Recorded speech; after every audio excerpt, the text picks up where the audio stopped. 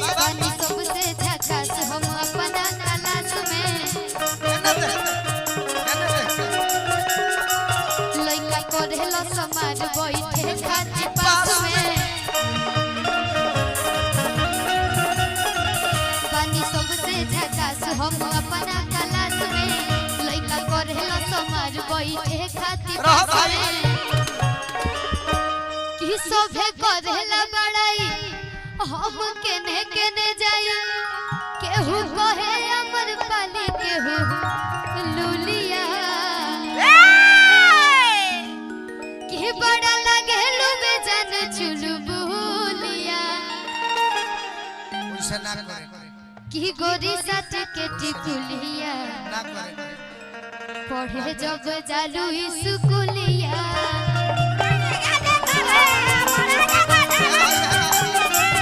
गोरी साथ के टिकुलिया पढ़े जब जालू स्कूलिया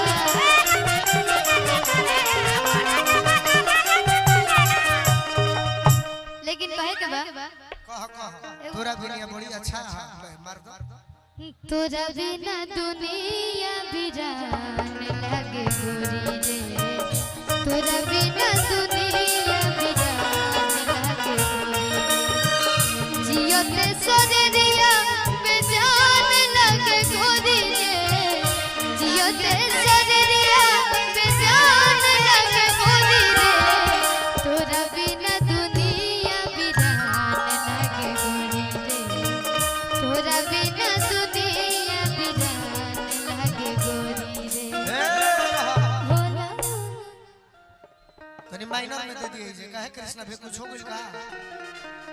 लई कुछ का बड़ा टेंशन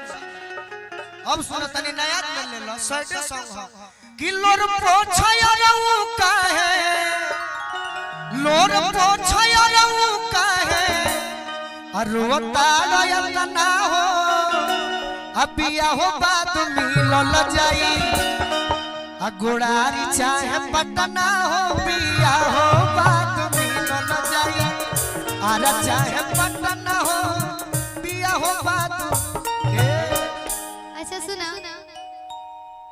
तोहार भाई हमें बात मजाक लागत है ना सब हम मजाक के जन्म करिला तो तू जा अपना जिंदगी में आबाद रह खुश रह हां अब है शिवानी के तोहार जरूरत नहीं है जाए आलू के खेती तभी तो ना खेसारी लाल जी के गाना सुन ले रहलू हा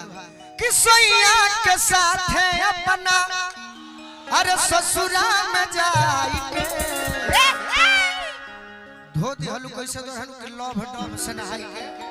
तो हम कहले कि जा तारू तो गम नहीं खे